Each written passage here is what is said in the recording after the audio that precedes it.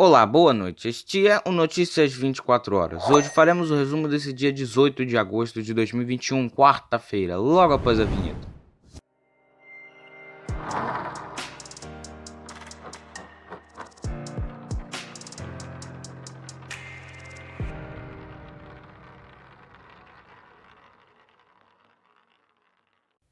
Bem, vamos começar nosso resumo de notícias de hoje, mas já peço aqui no início do vídeo para você deixar o seu like e se inscrever no canal, porque ajuda o YouTube a recomendar os vídeos do nosso canal para mais pessoas. Também ative o sininho das notificações para não perder nenhum vídeo do nosso canal e também compartilhe para outras pessoas ficarem sabendo o que acontece no Brasil e no mundo. Vamos já começar com o número da Covid. Hoje o Brasil registrou 985 mortes por Covid-19 nas últimas 24 horas, totalizando nesta quarta-feira 571.703 óbitos desde o início da pandemia. Com isso, a média móvel de morte nos últimos 7 dias ficou em 813, menor marca desde o dia 7 de janeiro, quando estava em 741. Em comparação à média de 14 dias atrás, a variação foi de menos 8% e aponta tendência de estabilidade.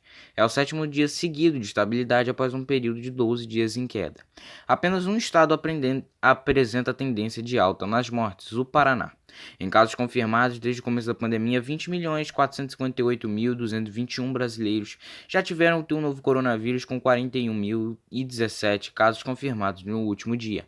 A média móvel nos últimos 7 dias foi de 29.864 diagnósticos por dia. Isso representa uma variação de menos 8% em relação aos casos registrados na média das semanas, o que indica estabilidade também nos diagnósticos. Já indo para outra notícia, o ministro da Saúde, Marcelo Queiroga, disse nesta quarta-feira que a terceira dose da vacina será aplicada inicialmente em idosos e profissionais da saúde. Entretanto, ele não informou quando a dose de reforço começará no Brasil e disse que mais dados científicos são necessários. Abre aspas. Estamos planejando para que, no momento que tivermos todos os dados científicos e tivermos o número de doses suficiente disponível, já orientar um reforço da vacina. Isso vale para todos os imunizantes. Para isso, nós precisamos de dados científicos. Não vamos fazer isso baseado em opinião de especialista, fecha aspas, explicou Marcelo Queiroga. Ele lembrou que o Ministério da Saúde já encomendou um estudo para verificar a estratégia da terceira dose em pessoas que tomaram a Coronavac. A Agência Nacional de Vigilância Sanitária, Anvisa, também autorizou o estudo de terceira dose das vacinas da Pfizer e AstraZeneca no Brasil. Abre aspas. Sabemos que os idosos têm um sistema imunológico comprometido e por isso eles são mais vulneráveis. Pessoas que tomaram 2 doses da vacina podem adoecer com a Covid, inclusive ter formas graves da doença. Mas se compararmos os que vacinaram com 2 doses e aqueles que não vacinaram, o benefício da vacina é inconteste. Fecha aspas, disse o ministro. Na entrevista, o Ministério da Saúde esclareceu que já adota há semanas o cálculo de distribuição de vacinas aos estados conforme a quantidade de pessoas acima de 18 anos que ainda não receberam a primeira dose das vacinas. O novo critério motivou críticas do governo de São Paulo e a uma ação no Supremo Tribunal Federal, o STF, já que o governo paulista considera ter sido prejudicado por não ter recebido doses em quantidade proporcional ao tamanho da população. O governo dos Estados Unidos afirmou nesta quarta-feira que tem planos para ministrar uma terceira dose da vacina contra a Covid-19 no país a partir do dia 20 de setembro. Na última semana, o país já tinha autorizado a terceira dose da vacina para transplantados. As infecções nos Estados Unidos têm crescido por causa da variante Delta do coronavírus, a variante indiana. O governo dos Estados Unidos está preparado para oferecer a dose de reforço a todos que já foram imunizados há pelo menos 8 meses com as vacinas da Pfizer e Moderna, afirmou em um comunicado do Departamento de Serviços Humanitários e da Saúde. A dose de reforço será inicialmente dada aos profissionais da saúde, aos moradores de asilos geriátricos e pessoas mais velhas. Esses foram os primeiros grupos que receberam as vacinas no fim de 2020 e no começo de 2021. Sobre a vacina da Janssen, que também está sendo usada nos Estados Unidos, as autoridades de saúde disseram que estão aguardando mais dados, mas que as pessoas que tomarão imunizante também precisarão de reforço. Abre aspas. Nosso plano é proteger o povo americano, ficar à frente desse vírus, fecha aspas, disse a diretora do CDC, o Centro de Controle de Doenças e Enfermidades, Rochelle Walensky, em um comunicado. O presidente do Senado, Rodrigo Pacheco, do Democratas de Minas Gerais, democrata de Minas Gerais, afirmou nesta quarta-feira que a proposta de emenda à Constituição, a PEC, que promove uma mini-reforma eleitoral e resgata as coligações partidárias nas eleições de deputados e vereadores, será analisada pelos senadores do plenário. A tendência, diz Pacheco, é que o Senado rejeite as mudanças e mantenha o sistema atual, sem coligações. O tema será levado a plenário em respeito à votação da Câmara, segundo ele. O próprio presidente do Senado diz ser contra as alterações descritas na PEC. A volta das coligações é classificada por ele como um retrocesso.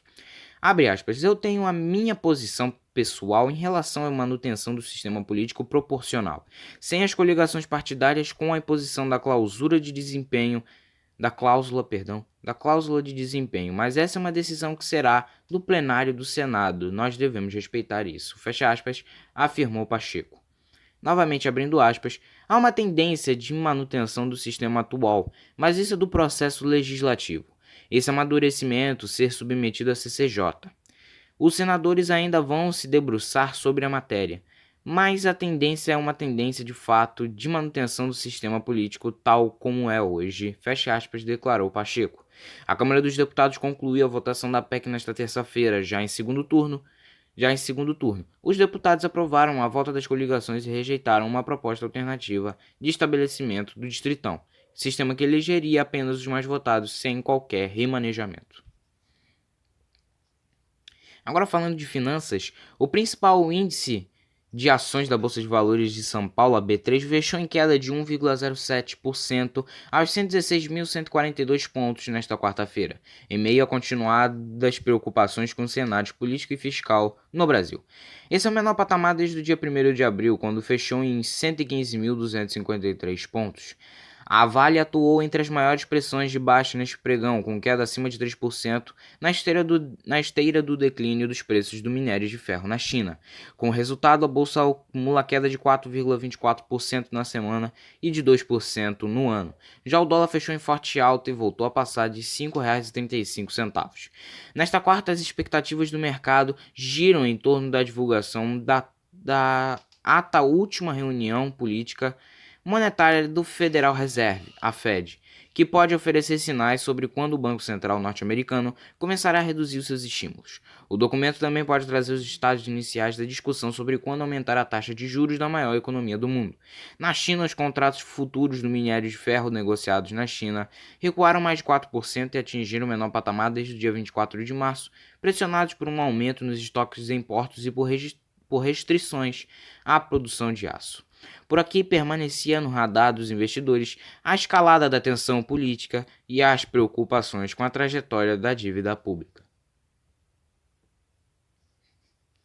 O policial militar Anderson Zanuni Moreira dos Santos, acusado de matar 4 pessoas em uma pizzaria de Porto Alegre em junho, foi preso preventivamente nesta quarta-feira. Segundo decisão da juíza Lourdes Helena Pacheco da Silva, expedida na terça, ontem, dia 17, a medida se dá pela garantia da ordem pública e para impedir que ele venha ameaçar testemunhas.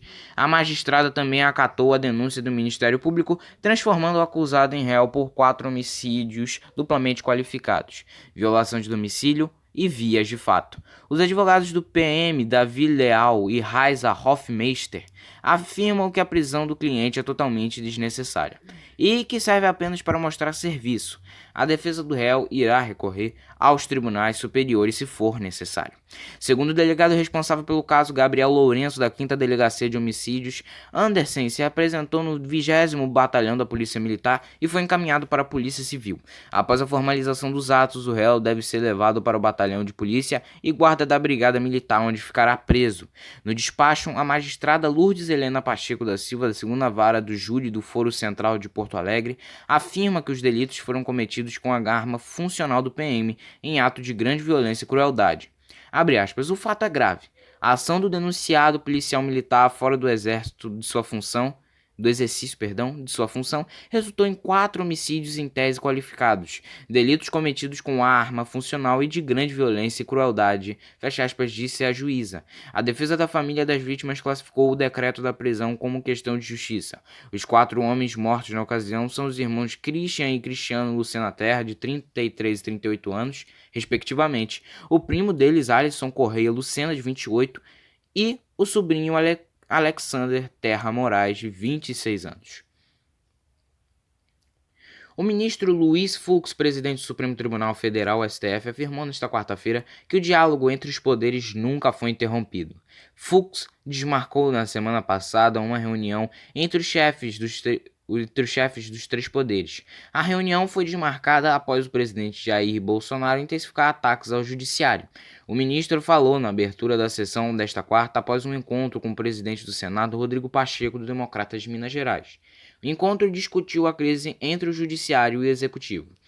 Abre aspas, gostaria de comunicar aos eminentes pares que recebi o presidente do Senado, Rodrigo Pacheco, que veio debater democracia e falar sobre a importância do diálogo entre os poderes e pedir uma nova reunião, tendo em vista que tivemos pronunciamento desmarcando a reunião, fecha aspas, afirmou o ministro do STF, ministro e presidente do STF. Fux disse que ainda está em avaliação a possibilidade de remarcar a reunião entre chefes de poderes.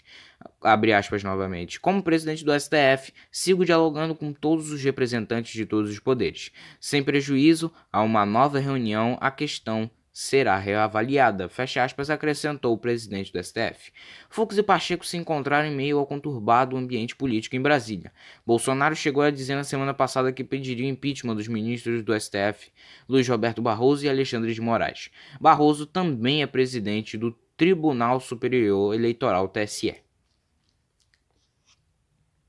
Os senadores Alessandro Vieira, do Cidadania de Sergipe, e Fabiano Contarato, do Rede do Espírito Santo, apresentaram nesta quarta-feira ao Supremo Tribunal Federal uma notícia-crime por suposta prevaricação do Procurador-Geral da República, Augusto Aras. Segundo o Código Penal, o crime de prevaricação se configura quando o funcionário público retarda ou deixa de praticar indevidamente o ato de ofício ou se pratica contra a disposição expressa de lei para satisfazer interesse ou sentimento pessoal. Os parlamentares argumentaram que Aras deve ser investigado por suposta atuação omissa em relação a atos do presidente da República. Segundo os senadores, Aras prevaricou, ou seja, foi omisso em relação a ataques de Bolsonaro ao sistema eleitoral brasileiro, ao dever de defender o regime democrático brasileiro e também ao dever de fiscalizar o cumprimento da lei no enfrentamento à pandemia da Covid-19. O pedido dos senadores foi encaminhado à ministra do STF, Carmen Lúcia, que é a relatora do caso. O advogado da empresa Precisa Medicamentos, Túlio Silveira, confirmou nesta quarta-feira, em depoimento à CPI da Covid, que abriu seu escritório de advocacia 2 dias antes da assinatura do contrato da vacina indiana Covaxin.